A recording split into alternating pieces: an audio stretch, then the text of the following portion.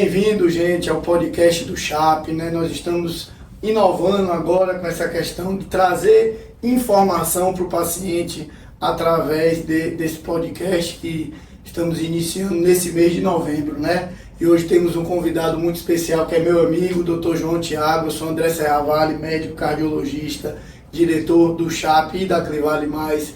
Estamos aqui hoje para conversar sobre o Novembro Azul, né? Trouxe o João Thiago aqui, que é urologista já há muitos anos na urologia, e assim, foi um grande prazer eu conseguir que ele viesse aqui, porque nós temos muitos pacientes em comum, os pacientes têm uma admiração e uma adoração por Dr. João muito grande. Eu acho que isso é importante, porque a urologia existe todo mitos, né, relacionados ali à urologia. Os pacientes têm às vezes algum receio, o homem ele é receioso e tal, então eu acho que é uma figura importante para a gente bater um papo e desmistificar um pouquinho. Então, João, eu queria que você se apresentasse um pouco, falasse um pouco o que é esse trabalho com a urologia para você e a importância do Novembro Azul, né, que é um mês dedicado à saúde do homem. Muito obrigado por estar aqui nesse momento, a recíproca é verdadeira. André, um colega de excelência, cardiologista de muita importância, temos muitos pacientes em comum e é um prazer estar aqui com todos vocês nessa tarde para falar desse mês emblemático que é o mês do Novembro Azul, que é um mês simbólico, na verdade, né? Para chamar a atenção do público masculino para a procura e a melhora da saúde. Às vezes o homem se esquece disso, foca só no trabalho, na família, esquece de se cuidar. É por isso mesmo que a gente sabe que os homens vivem cerca de 10 anos a menos do que as mulheres. Então, o camarada às vezes esquece de cuidar da saúde, vai cuidar do trabalho e os problemas de saúde vão chegando. O Novembro Azul é para chamar essa atenção, é um mês emblemático. Não significa que o paciente tem que vir só no Novembro Azul, mas é um mês da campanha da prevenção do câncer de próstata. Então, isso é a nível mundial, não é a nível Brasil, não. Inclusive, essa campanha não começou no Brasil, começou na Austrália e se difundiu pelo mundo todo. E a divulgação é não só no Brasil, como nos outros países. Para chamar a atenção da importância da doença principal que afeta, que é o câncer de próstata. E esse câncer de próstata que limita a qualidade de vida, se for diagnosticado precocemente, traz uma melhora para o paciente. E João, você acha assim, você fala que é um programa mundial, né? A gente sabe disso. E por que você considera que o câncer de próstata, né, merece tanto uma atenção a ponto da gente parar um mês para falar desse câncer, né? Qual é a relevância dele? Eu acho que é importante para os homens, né, e também as mulheres, porque tem seus maridos, enfim, pais, entenderem por que o câncer de próstata precisa dessa questão preventiva, do cuidado com ele. A incidência do câncer de próstata é cada vez maior. Nesse rastreamento, a gente percebe a quantidade de pacientes que são acometidos pela doença. E é uma doença silenciosa. Então, assim, nesses próximos 3 anos, de 2023 a 2025, haverá cerca de 73 mil novos casos de câncer de próstata por ano no Brasil. É a segunda neoplasia mais comum, maligna, no sexo masculino. E perde para o câncer de pele, não melanoma e o câncer de pulmão. E a importância do diagnóstico precoce é porque se a doença é diagnosticada precocemente, ela tem chance de ficar curada com a monoterapia, seja ela com a cirurgia ou com a radioterapia, em 90% a 95% dos casos, só com essa terapia isolada, cirúrgica ou de radioterapia.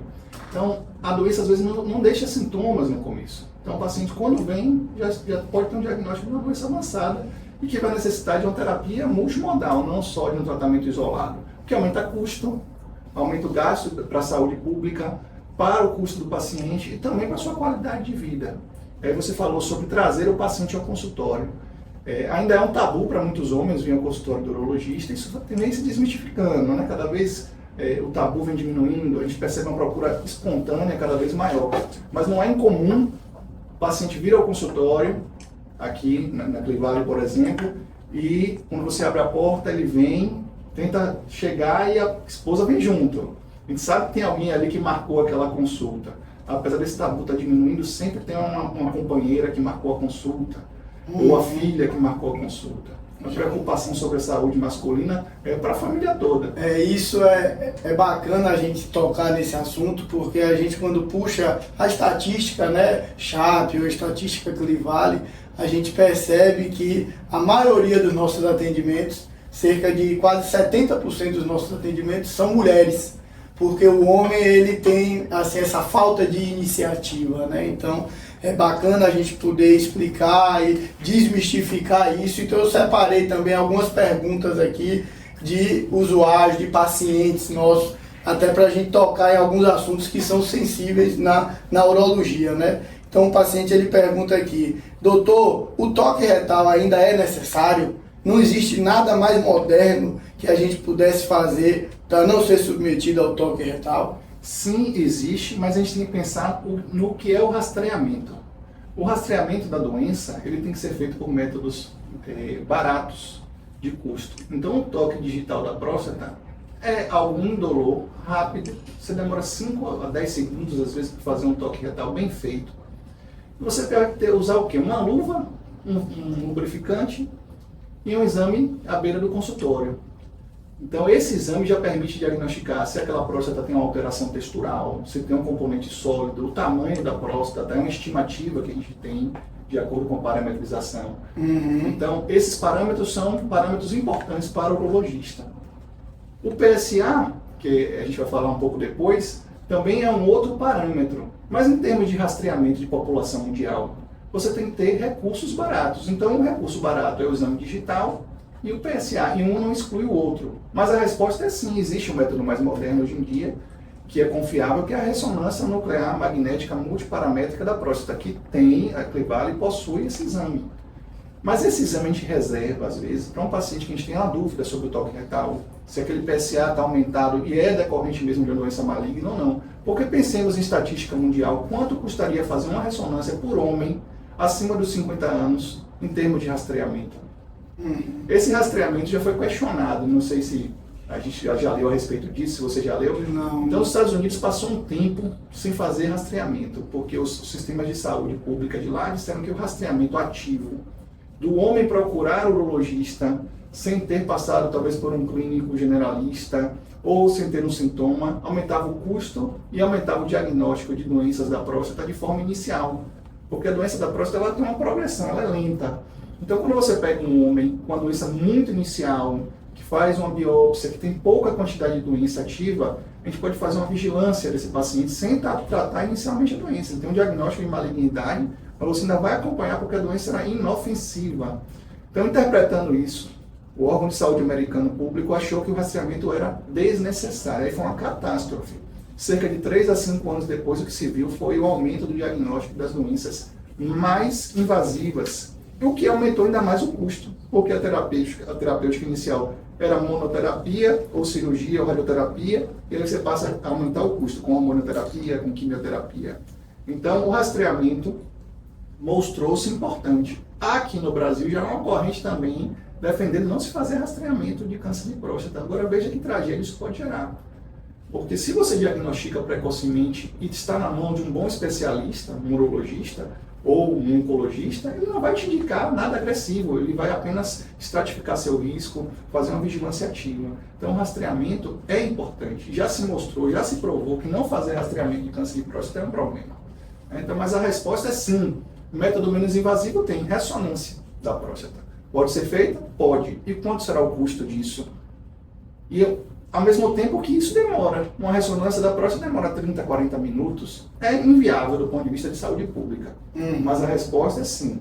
Esse auxiliar já existe. Se vai modernizar isso, se o tempo vai diminuir, se vão surgir novas técnicas que permitam esse diagnóstico sem até uma ressonância, é o que a medicina vem buscando. Há pesquisas atrás disso. Mas hoje o que temos é o que está na mesa. E no dia a dia do consultório, você percebe, você deve perceber que muitos pacientes chegam lhe questionando: ah, doutor, eu não quero fazer o toque e tal. Você acha que nesse contato seu com o paciente, você consegue convencê-lo muitas vezes e não dar essa opção de ter que fazer uma ressonância e tal? Não, dá. E eles, a maioria das vezes, você percebe que isso é algo que é tranquilo numa conversa, ou você tem essa dificuldade e às vezes tem que partir para essa questão de fazer um exame de imagem, um exame de alto custo, como é o caso da ressonância? Hoje, é o que a gente estava conversando aqui antes de começar o podcast, que os homens têm tido uma consciência muito maior a respeito da necessidade de fazer o exame.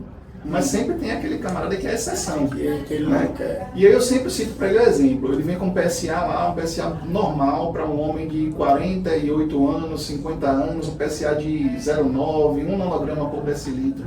Aí tá lá, PSA normal. Então, doutor, eu não tenho problema. Para que eu vou fazer um exame digital da próstata? Esse exame tá normal, pô. Olha lá meu ultrassom, que é menos invasivo.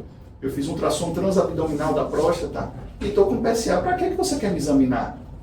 Eu não consigo entender. Aí você tem que mostrar para ele que toda essa avaliação pode fugir da curva. Você tem a doença da próstata maligna, que é PSA independente. E eu tive um paciente esse ano, um camarada de 41 anos de idade. Ele tem um histórico familiar de doença da próstata. PSA dele inferior a 1. E ele insistiu, não, eu quero ser examinado aos 41 anos. Você não vai fazer nenhuma objeção, afinal de contas ele tem uma chance maior. E no exame digital da próstata tinha um nódulo. E aí você fica se questionando, né? Qual terapêutico isolado é mais importante? Aí você vai mostrando pelos exemplos, ó, meu velho, você tem que fazer o toque mesmo com PSA normal. Se aquele camarada não quer fazer exame digital, de qualquer jeito não quer fazer, você vai ofertar fazer uma ressonância, por exemplo. Só que você mostra o outro lado da face do problema, que é um exame que é de alto custo. Ele vai fazer ano que vem de novo uma ressonância, e quantas ressonâncias vai fazer dos 50 anos até os anos de vida dele a posteriori? Então tem que ir racionalizando, cada caso é um caso. Eu acho que a próxima pergunta aqui, você já respondeu uma parte dela, que o paciente ele pergunta, se o PSA não estiver alto, quer dizer que eu não tenho câncer? Não, a resposta é não. Porque o PSA não é um marcador 100% seguro. Ao mesmo tempo que o exemplo contrário. Eu me lembro que esse paciente já não mora mais na Bahia, mas eu tenho um paciente, o PSA dele é 16. Esse paciente fez 4 biópsias de próstata na vida dele, todas negativas, ressonâncias normais, toque digital da próstata um levemente proporcional à idade, e o cara não tem câncer de próstata, PSA 16. Você vai fazer o quê com esse paciente? Vai tratar o PSA dele? Vai fazer 10 biópsias na vida? Ele não tem doença. Não é um marcador ideal. A gente não possui ainda um marcador ideal. Então é individualizar a situação. Rastreamento geral, PSA, toque retal. Ressonância, se for extremamente necessário. Aquele camarada que não quer ser examinado de jeito nenhum, vai para a ressonância mesmo sem suspeita. E saber que o PSA normal não dita não haver doença, e o PSA alto nem sempre é câncer. Um conjunto de fatores. Você já deve ter pego lá, o camarada vai lá para o cardiologista é o médico também da assistência masculina generalista, né? Você pega o camarada e faz uma avaliação de cima para baixo, que eu já vi. Aí pede o PSA, todo exame seu já chega com PSA para mim.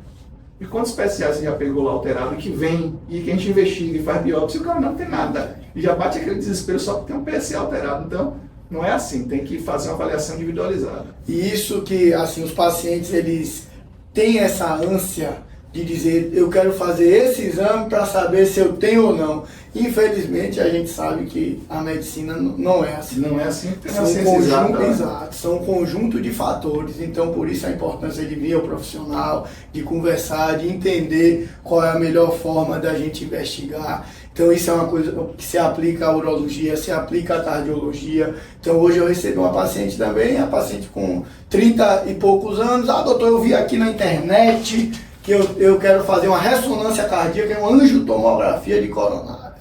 Eu disse, mas não é assim. Infelizmente, o que dita um bom rastreio é um bom médico, né? Então, um bom médico não é a internet, não é o que você pesquisou ali no Google. Então, a gente tem que ter muito isso, o paciente tem que ter muito isso em mente. Uma coisa que eu queria lhe perguntar, e até uma pergunta minha, porque assim, na cardiologia, a gente conversa muito com o paciente sobre os fatores de risco para as doenças cardiovasculares, né? Então a gente sabe que os hábitos de vida influenciam muito na incidência das doenças. Então eu queria saber, para a saúde, né, para o câncer de próstata no caso, os hábitos de vida influenciam? O que é que o paciente pode fazer para prevenir o câncer de próstata? Muito bem. A prevenção do câncer de próstata começa numa boa saúde, né, masculina. Então, assim como você tem que ter hábitos de vida saudáveis para não ter uma doença cardiovascular, para não desenvolver um diabetes, também para as doenças malignas de uma forma geral, inclusive o câncer de próstata. Então, a atividade física diária está provada, né, que diminui a chance de ter câncer de próstata. Um peso corporal adequado, você não ser obeso, isso também diminui o risco de ter câncer de próstata. Aí vem os outros fatores associados à questão da genética do paciente. Se você tem uma história familiar de ter câncer de próstata, aparência de primeiro grau, você tem uma chance aumentada. Não significa que bater, para não bater o desespero, né? O camarada tem 2 indivíduos do primeiro grau que tem câncer de próstata, não significa que ele vai ter doença de próstata. Mas em termos de saúde geral, é isso, né? Hábitos de vida saudável, não fumar, o atilismo de pequena monta, ou se possível a abstenção, atividade física diária, manter o peso. E em termos de fatores de risco gerais, é o fator genético. A gente sabe que o câncer de próstata também é mais comum na raça negra, tá? Mas a gente sabe que temos uma população miscigenada. Então, todos que têm uma idade específica acima de 50 anos têm que fazer o rastreamento. E quando tem um histórico familiar, acima dos 45 anos. Mas a gente tem que bater em consultório todos os dias. Você tem que ter atividade física, você tem que ter um hábito de vida saudável. Não é só para as doenças malignas da próstata, não. A sua área aí, como mais ainda, né? É o que eu converso muito com os pacientes, eu digo a eles, você já percebeu que todo médico que você frequenta lhe diz sobre o exercício, sobre a boa alimentação e sobre o teu peso controlado? Não é à toa que a gente fala isso, né? Isso é uma coisa que os estudos mostram que a incidência das doenças são menores nos indivíduos que têm bons hábitos. Então, a gente precisa sempre buscar esse bom hábito. E aí, puxando o gancho dessa pergunta, tem uma pergunta aqui de um paciente que ele diz que ouviu falar que fazer sexo com frequência ajuda a prevenir o câncer de próstata. Isso é verdade? Isso é uma ferramenta boa, né? O casamento, eu acho que é tem bom. trabalhos científicos provando isso mesmo, né? Que a atividade sexual diminui a chance de ter câncer de próstata. Não é aquela atividade exacerbada, mas o indivíduo ejacular pelo menos 2 a 3 vezes por semana diminui a incidência de câncer de próstata.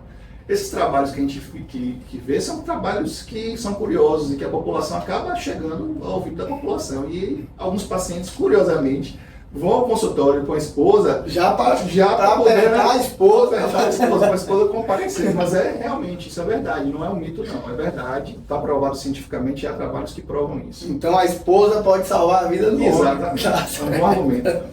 E em relação ao tratamento, né? Quando a gente fala de tratamento do câncer de próstata, a gente se depara muito com a cirurgia, a prostatectomia, né? Que é a retirada da próstata, a radioterapia. O único tratamento que a gente, são os tratamentos, na verdade, que a gente tem para o câncer de próstata é a cirurgia e a radioterapia e quimioterapia, ou existe alguma outra alternativa para esse tratamento? Então é a individualização do paciente, né? A gente vai falar de sintomatologia mais um pouco ali adiante, mas tratamento de câncer de próstata você vai estratificar o grau dessa doença. Então, para dar o diagnóstico, a gente tem que ter uma ferramenta que é o exame histopatológico.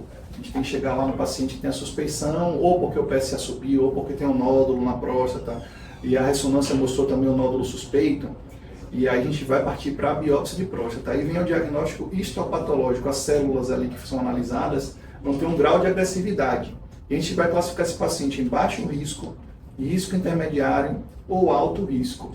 No baixo risco da doença, que por exemplo é uma doença Gleason 6, 3+3, 1, 2, 3 fragmentos, aí tem outros padrões que a histopatologia mostra, se aquele padrão aqui é cribriforme ou não, se tem alteração estrutural celular muito significativa, que é a classificação de ZUP, né? Se essa doença é baixo risco, a gente pode inclusive fazer vigilância ativa por anos do paciente, que se baseia em avaliar PSA periodicamente, exame digital periodicamente, ressonâncias anuais, e se houver uma progressão do PSA, a gente vai fazer nova biópsia. E aí basear-se nessa nova biópsia para definir se esse paciente vai precisar intervir ou não.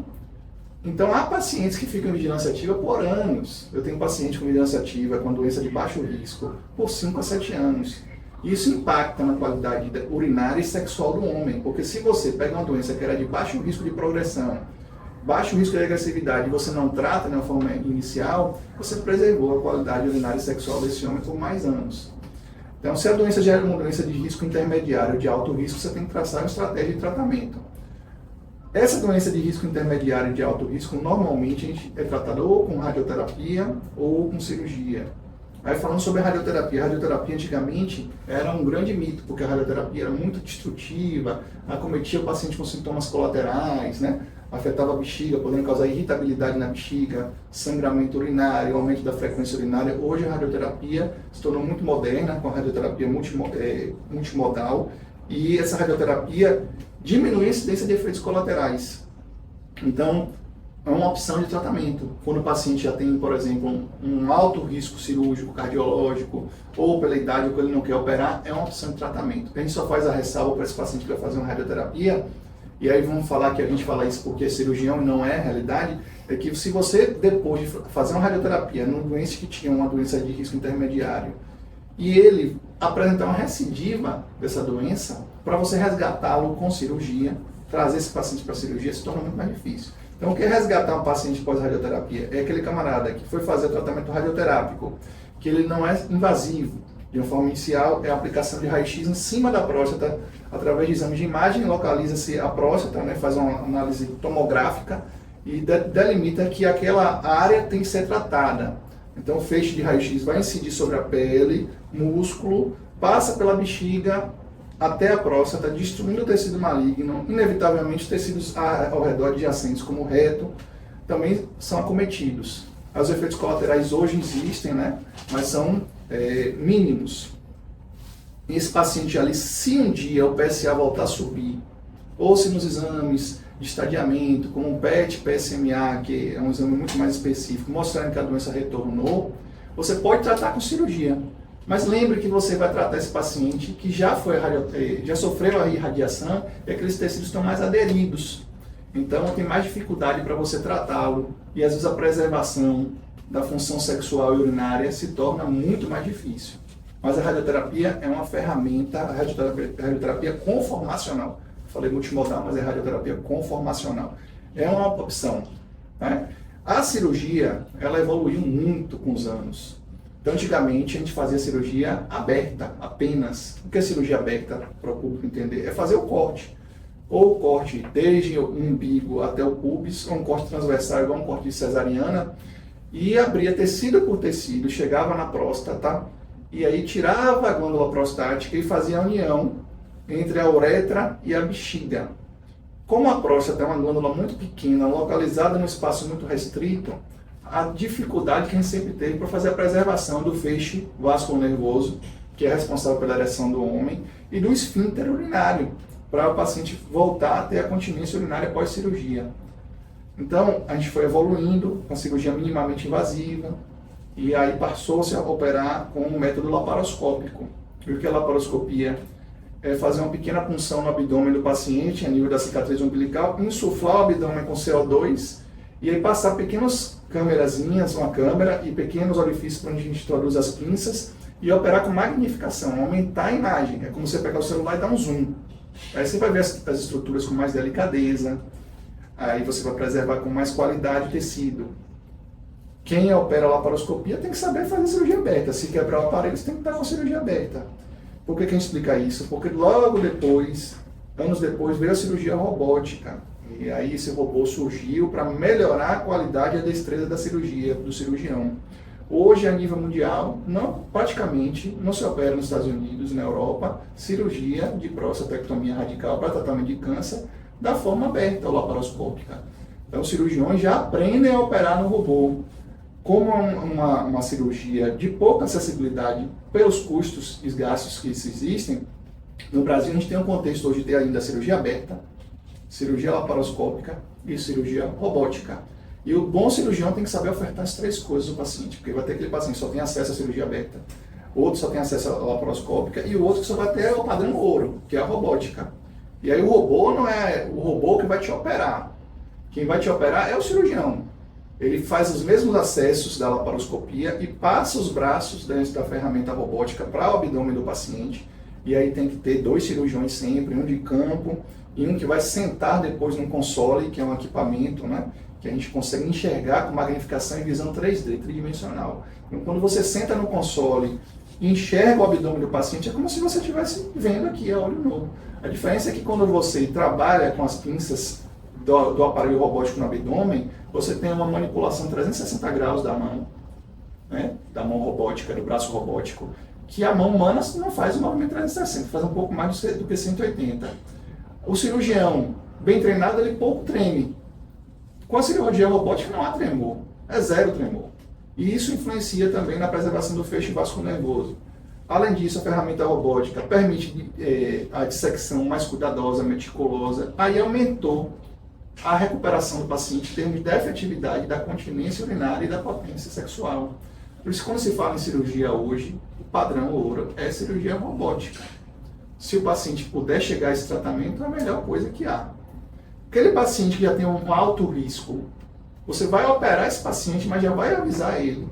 O tratamento dele é multimodal, porque ele vai precisar depois de tratamento complementar, ou a curto prazo ou a médio prazo. Você vai ter que ter um oncologista do seu lado, ou o radioterapeuta do seu lado, para poder definir se aquele paciente que fez o tratamento de uma doença de alto risco vai necessitar de hormonioterapia, o que é hormonioterapia? Bloquear a testosterona, a gente pode falar disso depois, ou se ele vai precisar de uma quimioterapia, se a doença tiver também em outros tecidos. Normalmente o câncer de próstata metastatiza para ossos, né? E aí tem que fazer o tratamento ou para linfonodos do retroperitônio, que fica atrás, né? E então tenta fazer o tratamento quimioterápico se a doença for uma doença de alto risco. Então existem muitas formas de tratar, inclusive formas inovadoras. E você sabe muito bem que na medicina, quando existe muita coisa para tratar uma mesma patologia, tem que prestar muita atenção.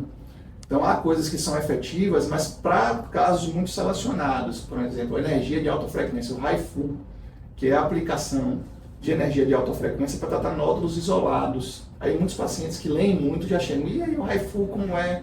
Aqui no Brasil é muito limitado. Eu acho que a grande preocupação deles, como você citou, a questão da impotência, né?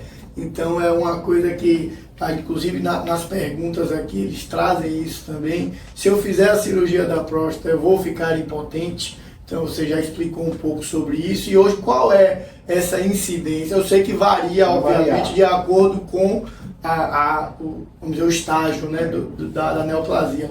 Mas isso hoje você tem assim uma média geral para eles terem uma noção? As estatísticas não são para todos, né? Então a gente tem que adequar caso a caso. E individualizar o paciente. Aquele paciente que já tem uma disfunção erétil, aquele paciente, então, os fatores de risco para disfunção erétil, né? Hormonais, vasculares, as alterações neurológicas, todas influenciam. Então, por isso que a gente fala ao paciente, olha, mesmo cuidando de sua saúde, inexoravelmente você vai ter um declínio de sua função sexual na sua vida. Por isso, novamente, a gente vai voltar lá na tecla inicial. Cadê o hábito de vida saudável? Para não ter diabetes, para não evoluir com hipertensão, influencia também na função sexual.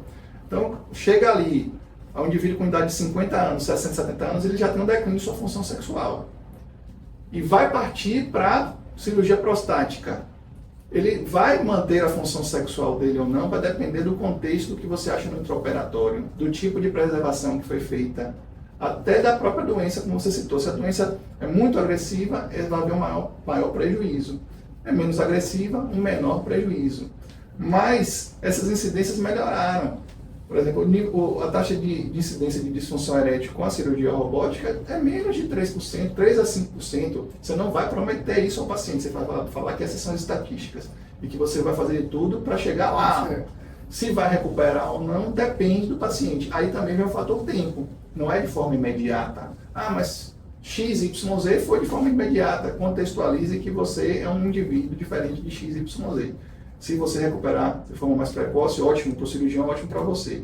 Mas é individualizar o paciente. E aí tem que resgatar isso. Resgatar com medicamentos. E aí a famosa tadalafila, que o jovem vem usando hoje indiscriminadamente, para aumentar o perfil muscular, atividade física. A gente usa essa droga, é uma droga segura para resgatar o paciente da disfunção erétil. E aí vem o papel da fisioterapia, do assoalho pélvico. Você tocou, só lhe interrompendo, João, você tocou num dado importante. Hoje, os jovens vêm usando muito a tadalafila e tal, isso está muito banalizado, né? E algumas vezes eles questionam, a tadalafila vai melhorar a potência sexual e o desempenho em atividade física, ou isso não existe, isso é um mito? Olha só. Melhora ou não se sabe? Ainda é um contexto indefinido. Os trabalhos têm mostrado que há um grau de melhora, mas perceba se você é um indivíduo que já tem uma capacidade física plena, um indivíduo com menos de 50 anos, que tem uma capacidade física boa, por que usar um medicamento que pode ser reservado por necessidade futura? a necessidade real de usar, o uso tem sido recreativo. E aí vem a dependência psicológica. É simples. Se você melhora realmente seu perfil sexual e desempenha academia com um medicamento, inevitavelmente a cobrança vem, especialmente se o camarada tem uma parceira nova, jovem, que ele acabou de conhecer. Naquele dia foi esse padrão. Por que hoje você usa esse padrão? Né? Aí o camarada vai recorrer ao medicamento. E essa dependência da tadalafila é algo psicológico ou existe algo químico que pode realmente deixar o paciente dependente daquilo? Eu acho que essa dúvida chega para mim no consultório, né? E como não foge um pouco da minha área de atuação, eu encaminho a maioria dos pacientes para você e você já deve ter respondido isso a alguns. E é essencialmente psicológico mesmo. Porque se ele funcionava antes perfeitamente sem ter o medicamento, ele melhorou o medicamento, ok, pode ter sido inclusive uma melhora psicológica, efeito placebo, que a gente chama, que é dar um remédio, aí o cara acha que melhorou por causa do remédio. Não, ele está mais confiante, ele diminuiu a carga de estresse dele, e aí ele vai mais confiante. Aí causa uma dependência psicológica, essencialmente. E para você trabalhar, para que esse indivíduo deixe de tomar o medicamento, às vezes precisa de apoio psicológico também, de um profissional especializado, um terapeuta sexual, um psicólogo, e é cada vez mais comum. Outra questão é a testosterona, né? No consultório cardiologista, com certeza o camarada chega pedindo testosterona, achando que tem que usar testosterona em todo mundo, porque essa é uma campanha de marketing grande também. Hoje, onde você vê em academias, tem gente usando testosterona. E qual o prejuízo do ponto de vista até cardiovascular? O uso de testosterona a longo prazo vai causar o que no coração? Aí você que vai me responder.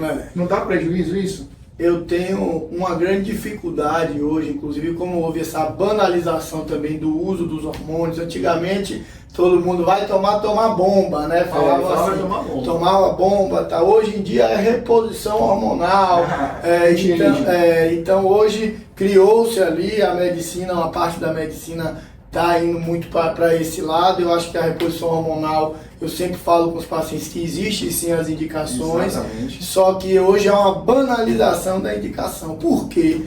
O indivíduo diz, qual é a indicação de fazer uma reposição hormonal? Ah, não, se você está indisposto, se você está fadigado. Quem é hoje no mundo atual que vive trabalhando, estressado, não dorme, que não tem uma fadiga, que não tem... Então, teoricamente, você vai ter uma indicação, ali uma pseudo-indicação, uma indicação para todos os pacientes. Só que o uso do hormônio, ele vai lhe trazer consequências. Então, na cardiologia, por exemplo, se você usa a testosterona de uma forma desnecessária ou indiscriminada, como a gente vê muito jovem usando, o que é que acontece? Você acelera o processo de aterogênese, né, de formação de placa de gordura dentro do vaso. Eu tenho um paciente com uma hipertrofia ventricular severa por uso de anabolizante de testosterona e tal. Então, eu digo sempre aos pacientes, não é, é bom, vai me deixar mais disposto, porque isso traz consequências, né? Então,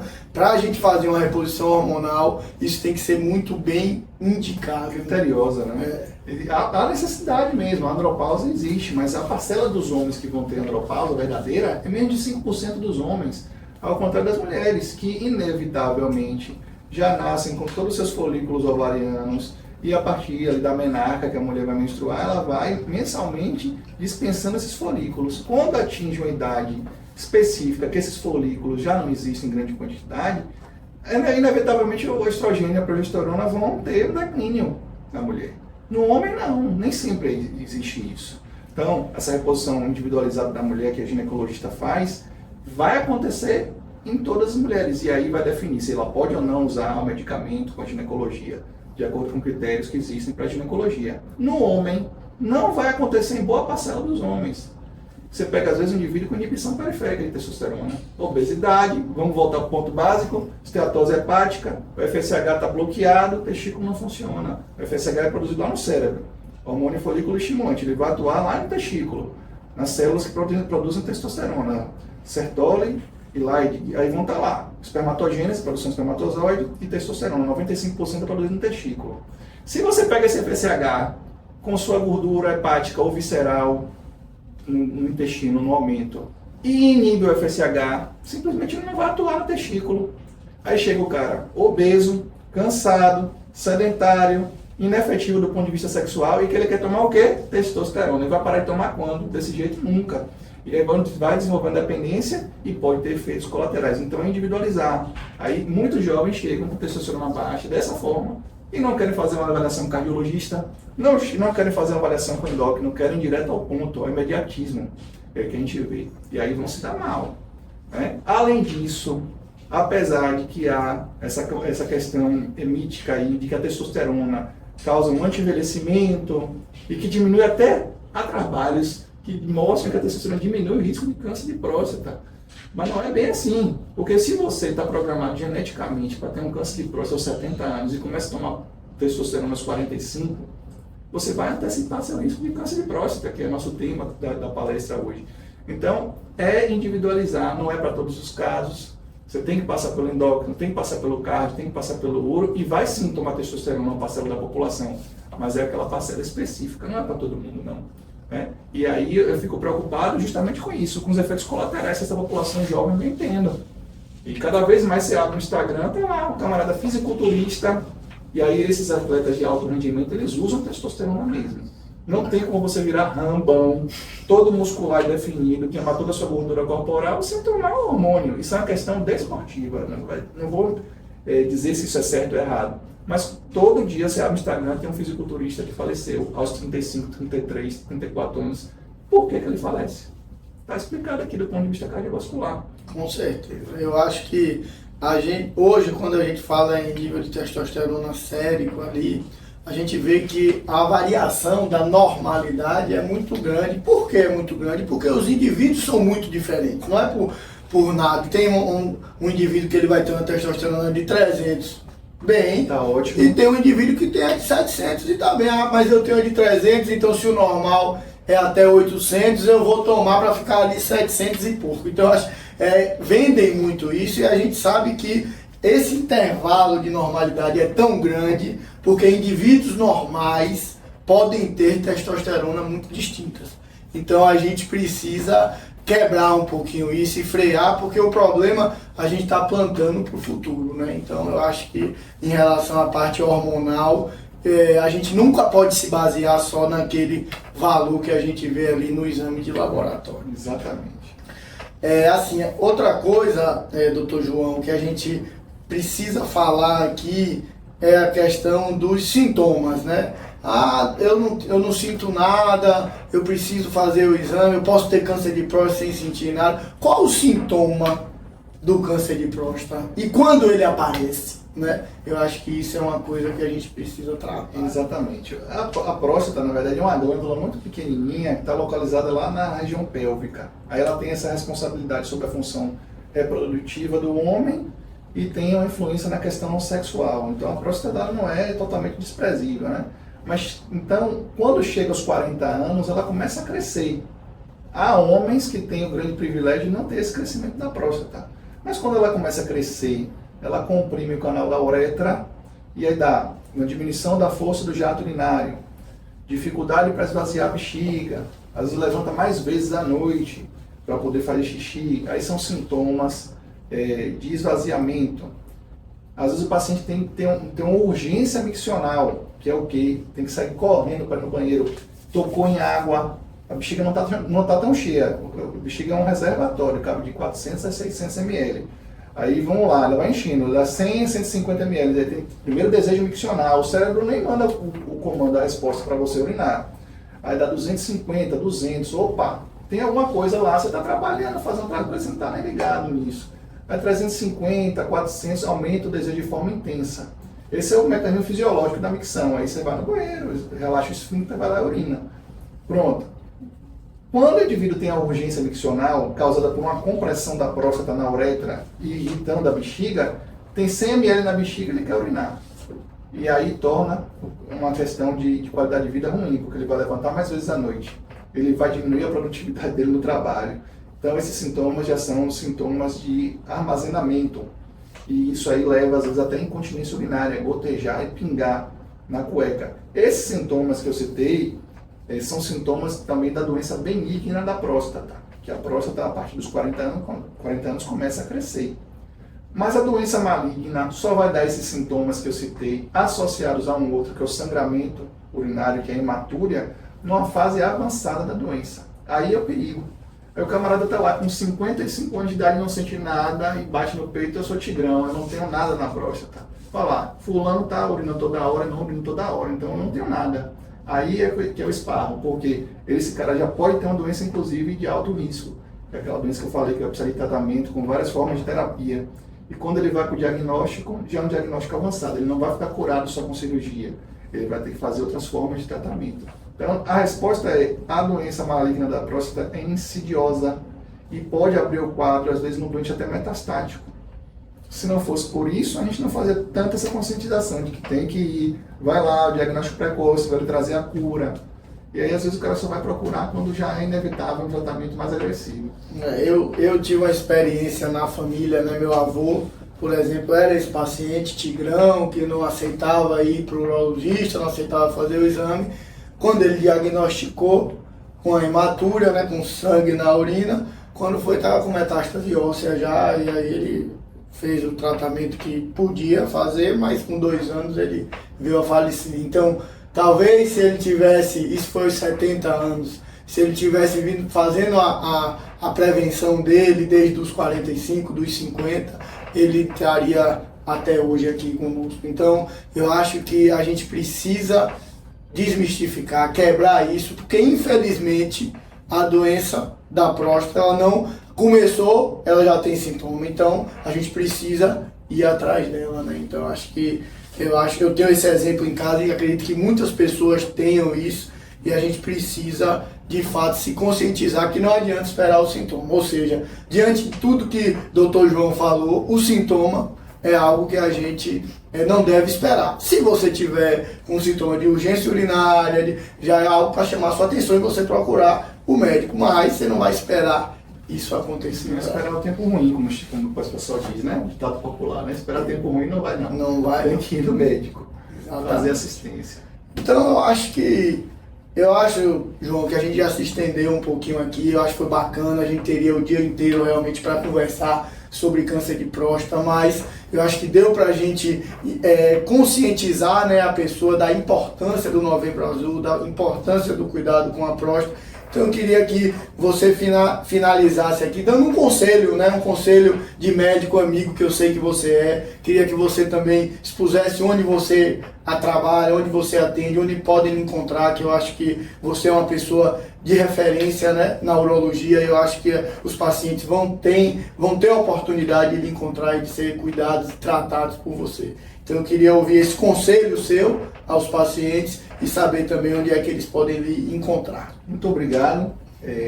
Eu trabalho aqui na Clivale e a Clivale tem uma estrutura urológica de uma equipe que tem profissionais das mais diversas áreas da urologia. Então, o que você precisar de urologia, nós temos especialistas aqui na Clivale, até urologia pediátrica, cirurgia oncológica, urológica, endourologia, litíase. É uma clínica que tem profissionais de extrema qualidade. A mensagem que fica do Novembro Azul é: o mito deve ser evitado. A procura para o diagnóstico precoce permite a cura. Então, indivíduo que tem mais de 50 anos ou mais de 45 anos com histórico familiar de câncer de próstata, venha para o seu urologista. O urologista é o especialista da saúde masculina. Ele vê o homem numa visão global. Ele não vai te fazer só o exame digital de próstata.